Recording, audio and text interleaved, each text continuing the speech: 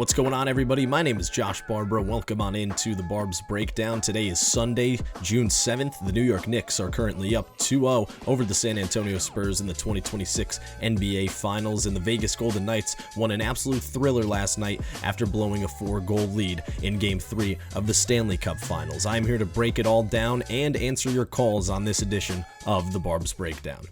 First thing on the docket today, you knew it was going to be leading off the show if you've been following along here in the last couple of weeks, but the New York Knicks are up 2-0 over the San Antonio Spurs in the 2026 NBA Finals, and Jordan Clarkson was not lying when he said every guy 1 through 15 was ready to go. He hasn't even touched the floor yet in this series, and if he were to come off the bench and give valuable minutes, I think he could absolutely do it if that's what Mike Brown needed as of right now. This team is playing unbelievable basketball. They have won 13 straight. If they win 2 more games and sweep this series, they will tie the 2017 Golden State Warriors for the longest consecutive winning streak in NBA playoff history at 15. That's what's on the line right now, but I think that when it comes to the Knicks, the bigger thing that's on the line is that NBA title. Mikal Bridges, he's been up 2-0 before in the NBA Finals. In 2021, he was obviously a part of the Phoenix Suns that blew a 2-0 lead in the 2021 Finals to the Milwaukee Bucks and Giannis Antetokounmpo, and really, as of right now, he's been an X factor for the New York Knicks.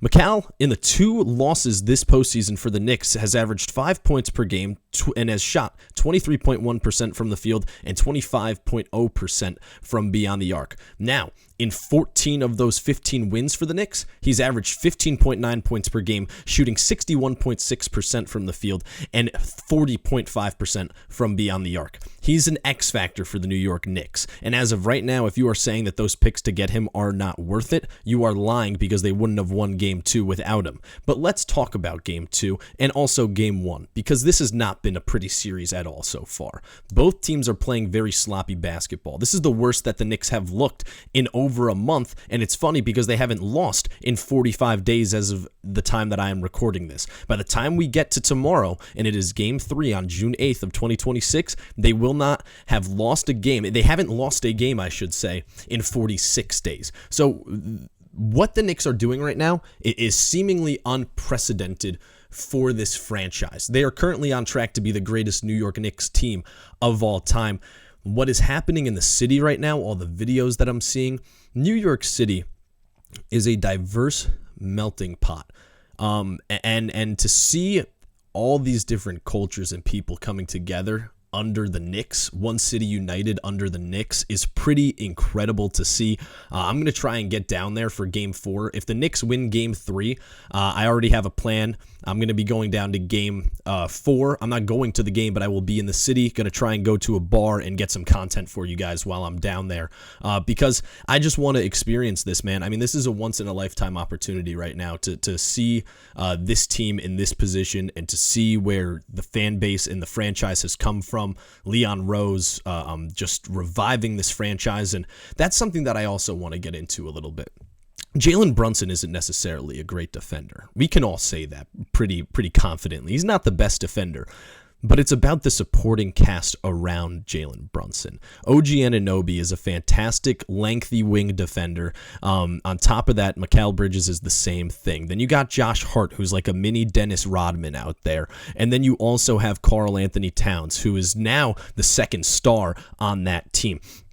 The supporting cast perfectly complements Jalen Brunson's style of play, which is, okay, I'm not the best defender, but I'm a tough defender, even though I'm not the best one. And then on top of that, I'll go out on a limb here and I'll say this. The fact that this guy is 6'2" in heels, 6'2" in heels. Love him. He's awesome. He is significantly undersized, and he's arguably the best scorer in the NBA if we're going inch for inch, height for height, whatever you want to call it.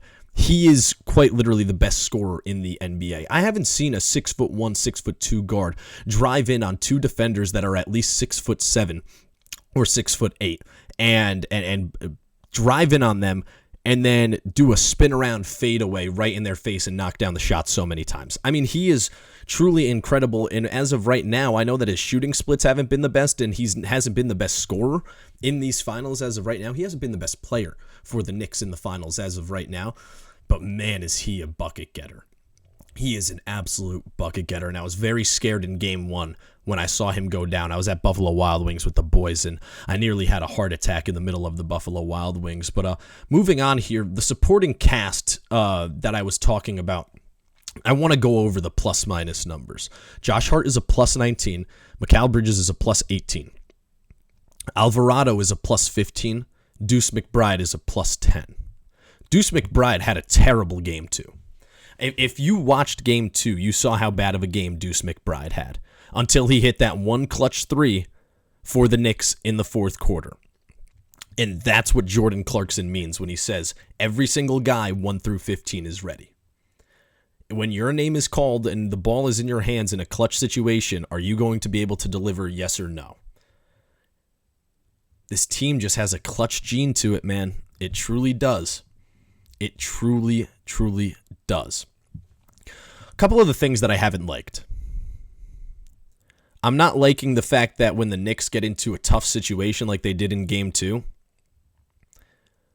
when San Antonio was on that 14-0 run at the end of the game late in the fourth, they immediately went back to Brunson ball, and it's just get the ball to JB, clear out, get the ISO, and let him go to work.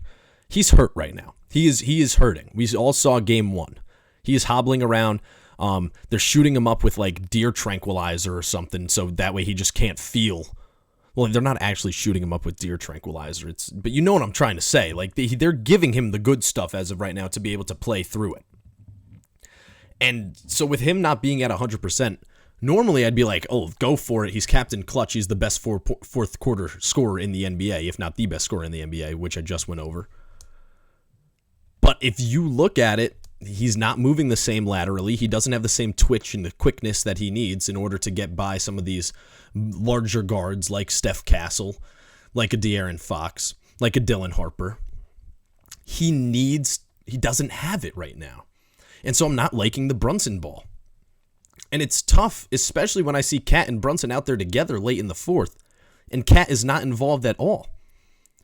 He's been arguably the best player in this series. He's been fantastic.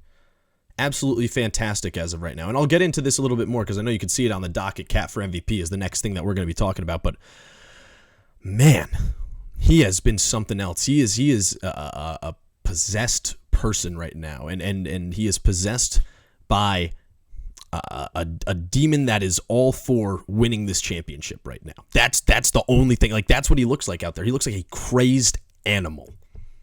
I'm loving it. The big purr, the big bodega, whatever you want to call him. It's fantastic.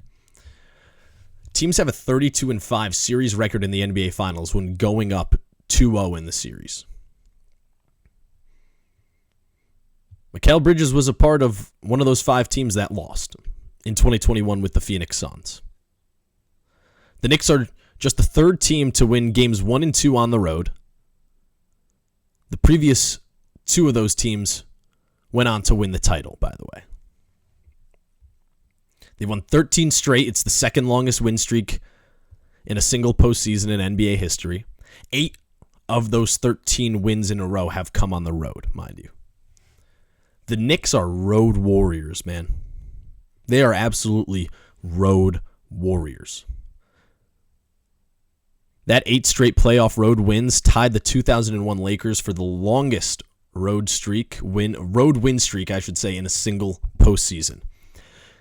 And now who's to say if they go back to San Antonio? I don't think they do. I don't think that this series goes back to San Antonio. You don't win game 1 and game 2. Game 2 by the skin of your teeth. And somehow go back to San Antonio. You are currently up 2-0 in the NBA Finals. The next 2 games are at the Garden on your home court. I don't see a way that this series goes back to San Antonio. And with the way that the players are talking about it too, you could see it on the ticker when it pops up, on the bottom line ticker. Every single member of the quote-unquote Nova Knicks has said that this series is still 0-0. This Knicks team is not letting their foot off the gas.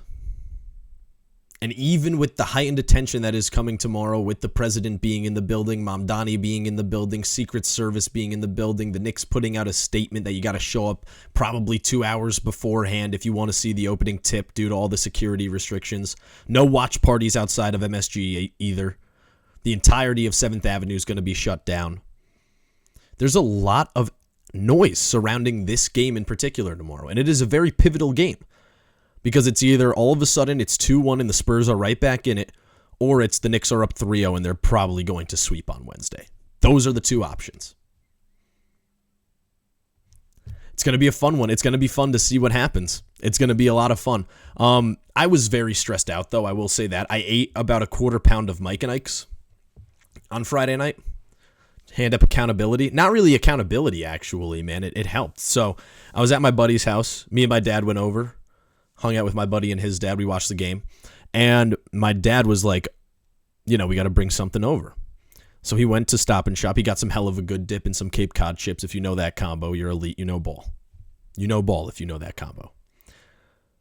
But he also picked up Mike and Ike's. An entire pound bag of Mike and Ike's. If you know, that is Josh Hart's favorite snack. It says it powers him up. I'm like, all right, I'm a superstitious guy. Let's get with it. Let's eat some Mike and Ike's. There was a direct correlation between the Mike and Ike's being eaten and the Knicks playing well on Friday night.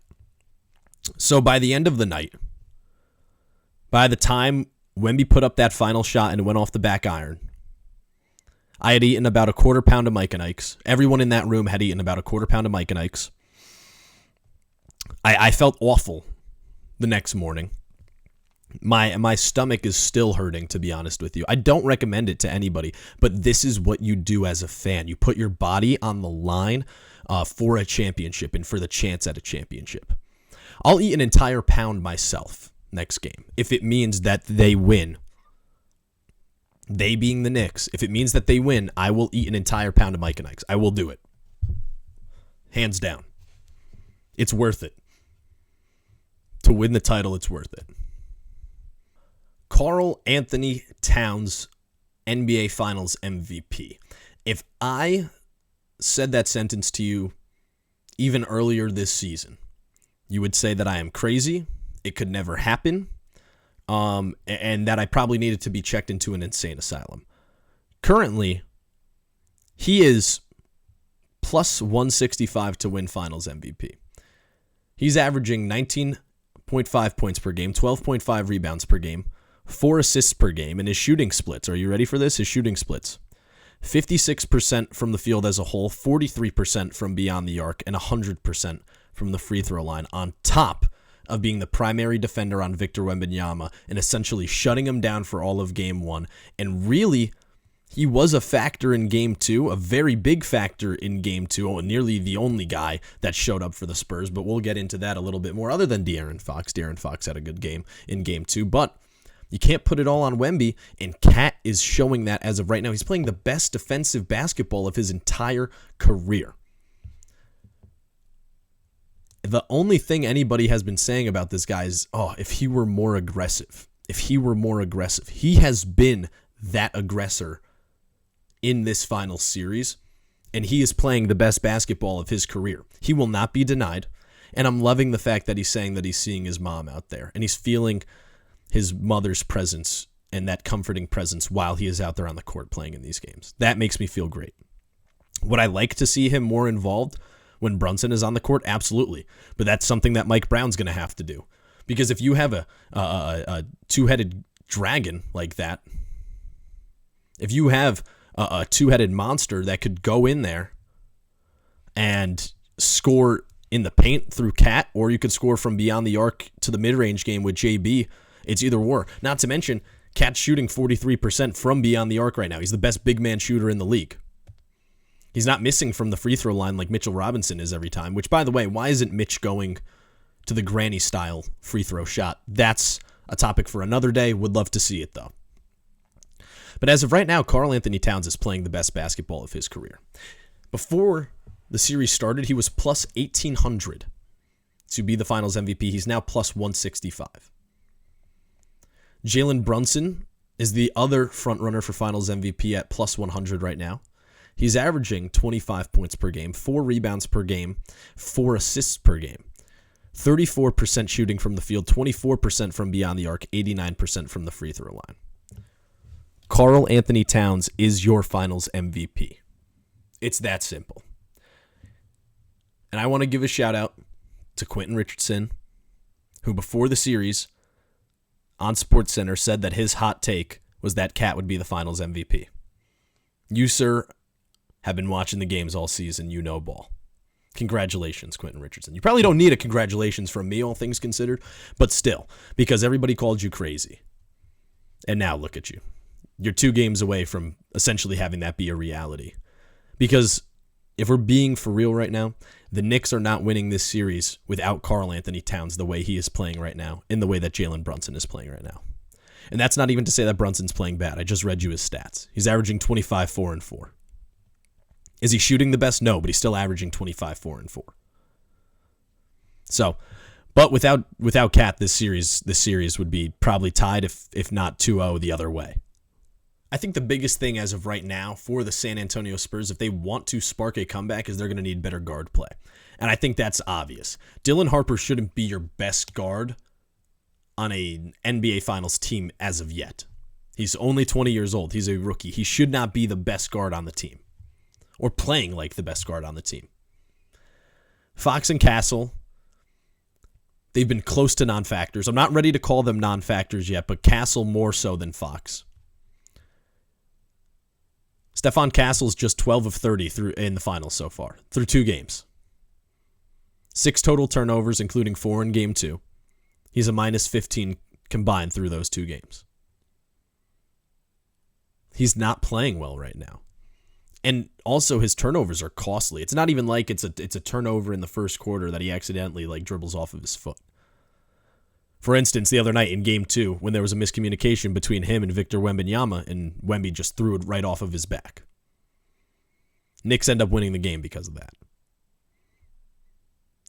Fox bounced back. He had a solid Game 2. He had a solid Game 2. He dropped 20 points, 8 of 12 from the field. Still isn't looking like himself from the regular season before he got injured. He'll be needed if the Spurs want to attempt to come back, but I don't think it's possible for them to come back. What do they need to do? They need their guards to step up. It's that simple. In particular, I hate to call him out like this, but Keldon Johnson, what are you doing?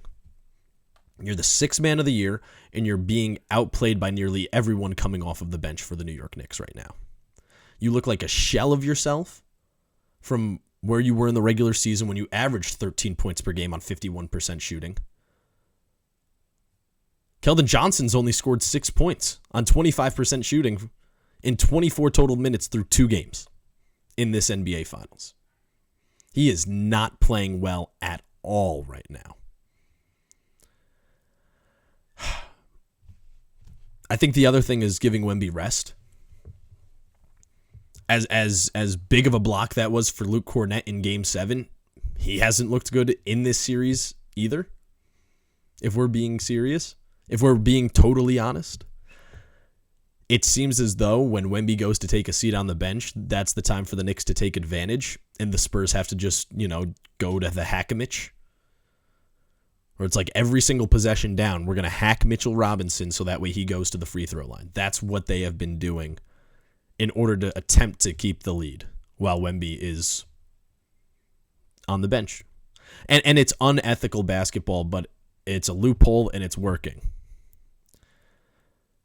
Wemby's played well, but he's cost his team 2 straight games. First, when he dribbled it off of his foot in Game 1. And then on Friday in Game 2, when he threw it off of Stephon Castle's back. And before anybody's like, oh, that was a bad shot for Wemby, that last shot. It wasn't. It was a pretty good shot. Slightly contested mid-ranger. It's just the fact that Mitchell Robinson, he was able to work his way back to Wemby in time to even slightly contest it, and that was enough to throw the shot off.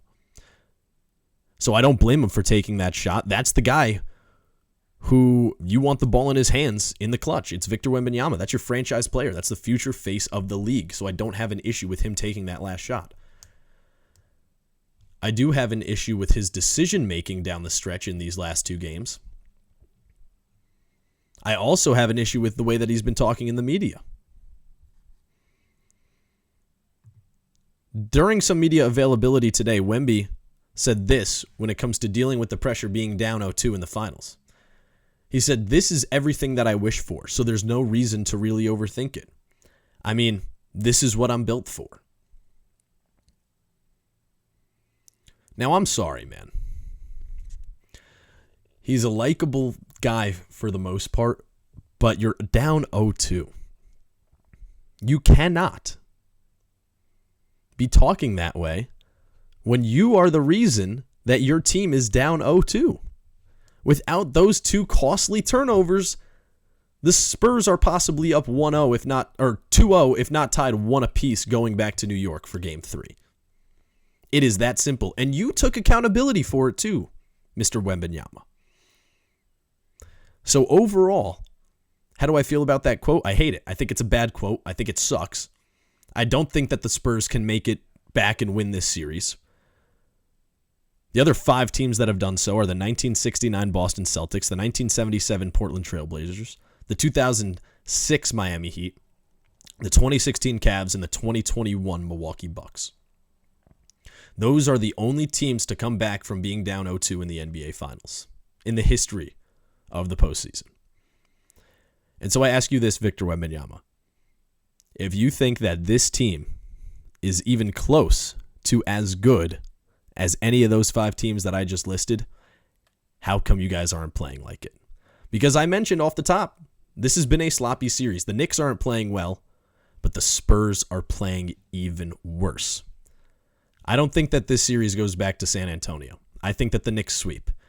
And you might be saying, "Oh, Josh, it's because you're a Knicks fan." No, man.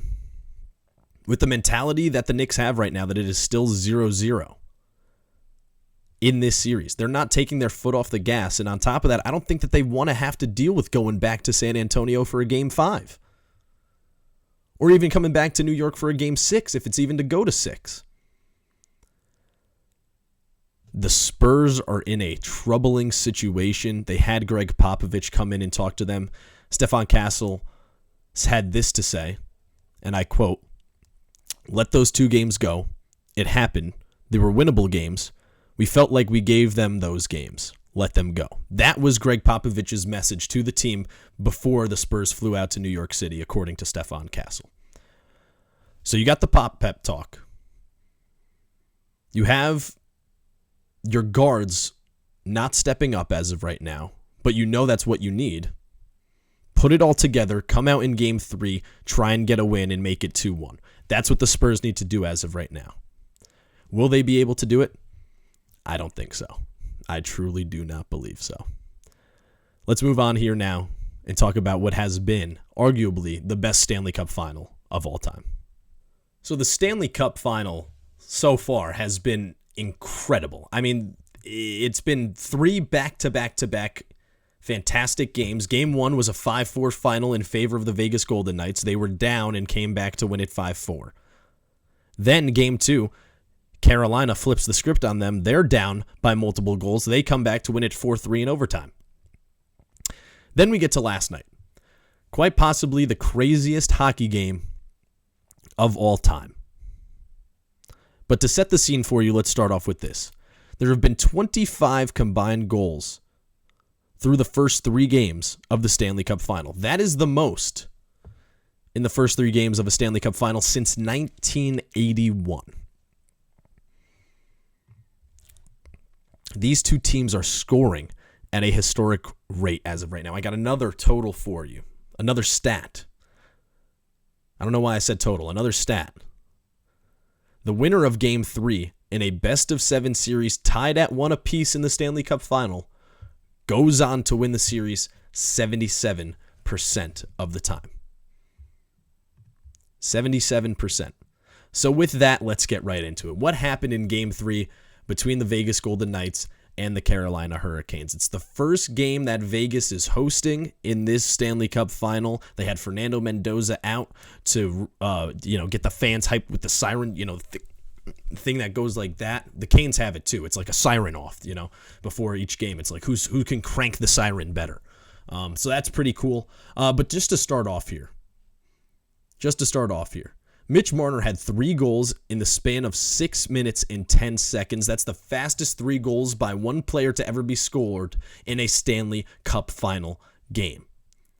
He had a natural hat trick. Vegas goes up 1-0. It was 0-0 through 1. All of a sudden, midway through the second period, Tomas Hertl scores the first goal, opens the scoring. Then 3 consecutive goals from Mitch Marner. Freddie Anderson, you get taken out. Go take a seat on the bench because here comes Brandon Bussi. And Brandon Bussi had a fantastic game. We'll get into him a little bit later in relief of Freddie Anderson. In my opinion, he should be the Game 4 starter. Like I said, we'll get into that a little bit later. We'll get into his stats. Carolina, after that, they're down 4-0 in the third period. They go on to score 3 goals in the span of 39 seconds. That is the fastest 3 goals scored by a single team in a Stanley Cup final game. 39 seconds, 3 goals. Wow. Mind you, after Mitch Marner scored his natural hat trick and scored 3 straight, me and my dad turned off the game. We were watching Saturday Night Live season finale because we hadn't seen it. All of a sudden, I checked the Real Sports app. I'm like, dude, it's 4-4 going into OT. And he goes, what? What do you mean it's 4-4 going into OT? I'm like, it's 4-4 going into OT, dude. I don't know what you want me to say right now. I checked the app, and I showed him the app, and he's like, all right, yeah, we got to go turn that on. We get into overtime. Each of these 2 teams had great chances. I don't like complimenting the guy, but man, Carter Hart, you stood on your head. You did a good job. You did what you needed to do. You weathered the storm that was the third period and stood on your head in the overtime periods. So good on you. Don't like complimenting the guy, but gotta do it. Gotta do it because he did play well. But Brandon Bussi, man, absolutely stealing the show.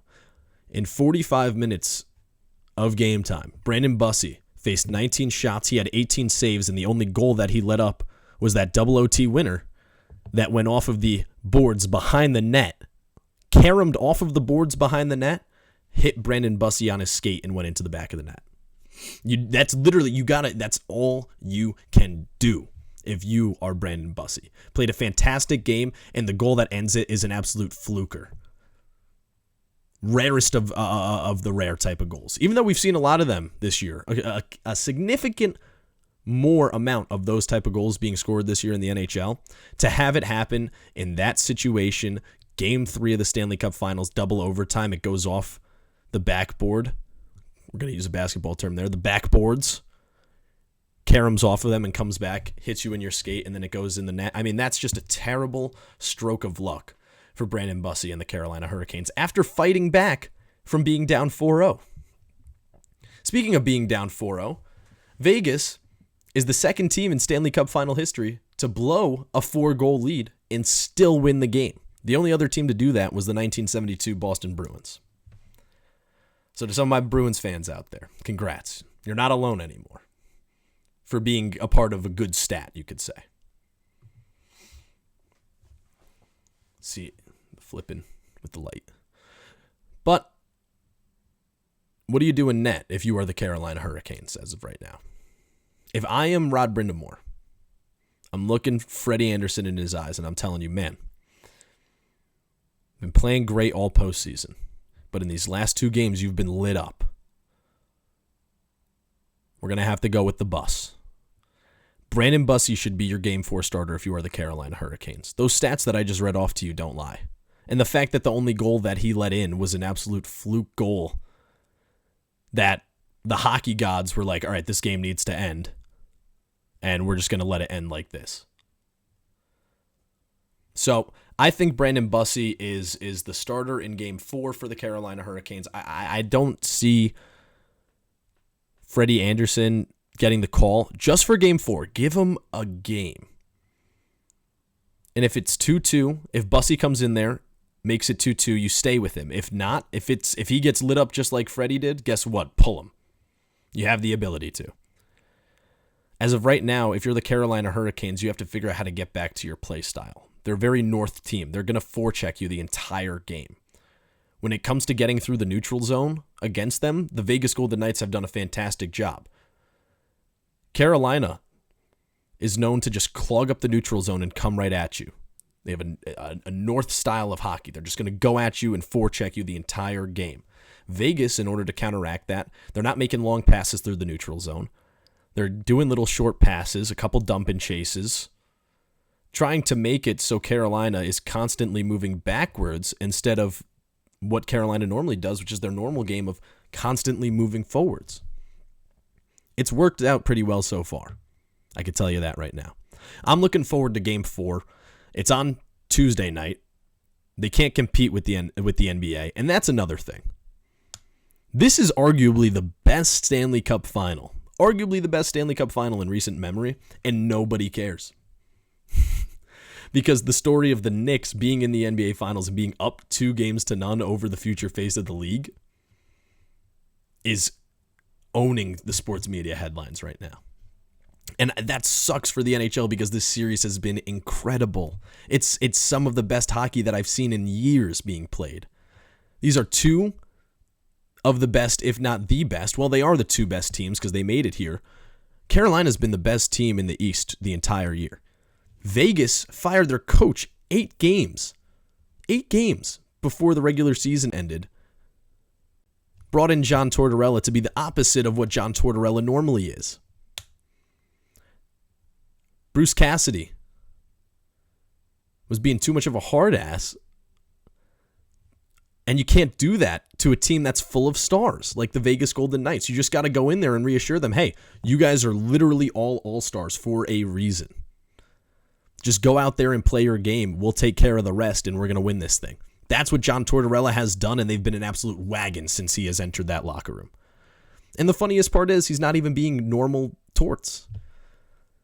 Because the normal torts would not be getting through to this team right now.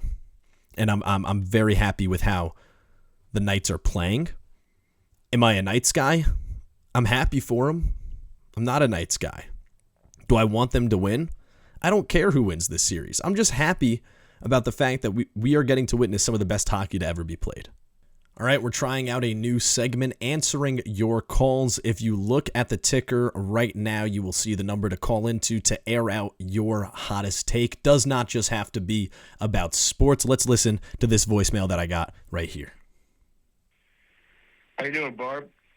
I'm calling to talk about the New York Football Giants. I know that the New York Knicks are the talk of the town, and come the summer, the eyes are going to be on the Yankees and the Mets, but I think the New York Giants are going to be the talk of the town come September and onward. I think the New York Giants are going to take a gigantic leap in comparison to the past few years. I think with the addition of Arvell Reese and CeCe Marianoa, I think the Giants' offense and defense has become formidable enough to gain contention in the playoffs. And my hot take is that the New York Football Giants will finish with a better record than the New England Patriots.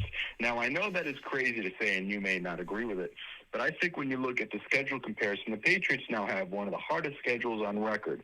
And yes, the addition of A.J. Brown is a big one, but we know that the Patriots did not play up to the strength of the schedule last year. The Patriots play a lot of easy teams, and we saw, and their playoff schedule was fairly easy. Now, when we saw them play against the Seattle Seahawks, Super Bowl champion, we saw a different team, a team that is very similar to last year. And now they're going to play tough teams.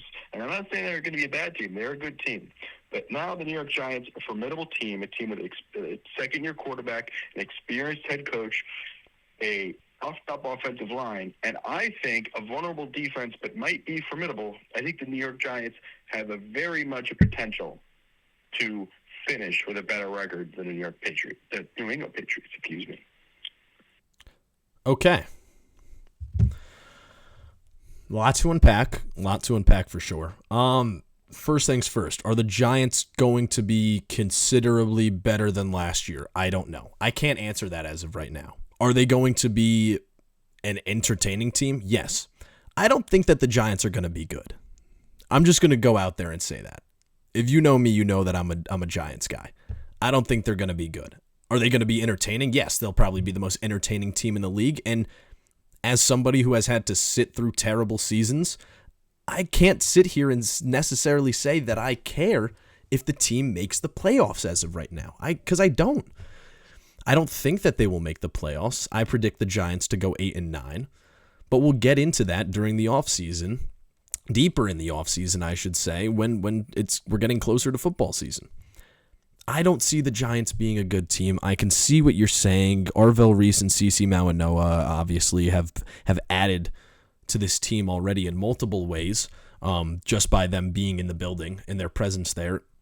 Seems like that it's just two guys that got a good head on their shoulders and are there to go to work and play football and know that they have the ability to possibly change not only the culture but the future of this team around with the other young guys that are in there like Malik Neighbors and Jackson Dart. But to say that they're going to be better than the Patriots is not it, my man. I know that there's the Patriots schedule talk. Trust me, I hosted the Patriots Power Hour last year. I'm well aware of the Patriots schedule talk. While they may not have played the hardest schedule last year, they still made it to the Super Bowl. They still had to run a gauntlet in the AFC playoffs. And now they have A.J. Brown. So I'm sorry. I can't sit here and say that the New York Giants are going to be better than a team that is coming off of an appearance in the Super Bowl and just traded for arguably the best wide receiver in the league. He's a top 5 wide receiver. Best is a little bit of a stretch, but a top 5 wide receiver in the league. I don't see it, man. I'm sorry. I hate to burst your bubble there. I like the confidence that you have in the Giants, and I like the take, but I just don't see it happening. I'm a little bit more of a realist, and I've seen what can happen when you hire a new coach, and especially in the first year, I never expect it to go well. Whether that be at the college level or the professional level, I never expect it to go overly well in the first year of a coach's tenure. Liam Cohen is one that is an outlier. But I don't see it, man. I think that the Giants are going to go 8-9 or 7-10. And that is my prediction. And they'll be a very entertaining team, but I don't think that they're going to be a good one, let alone a great one like the New England Patriots will be this year. Well, that about wraps up this edition of the Barbs Breakdown. If you enjoyed this episode, make sure to hit that like and subscribe and turn on push notifications if you have not already. I cannot tell you when the next show will be. I am starting work this week, and on top of that, if the Knicks win on Monday, I'll be down in New York City on Wednesday. So I'm going to make sure to get content. If I do end up in the city, I'll make sure to get content, obviously, for the Barbs Breakdown channel, whether it be YouTube or following me on Instagram at Josh_Barbara72, also on X/Twitter at Josh_Barbara72. Make sure to be on the lookout for some uploads there. And that about does it for this edition of the Barbs Breakdown. My name is Josh Barbara, signing off. I'll see you next time.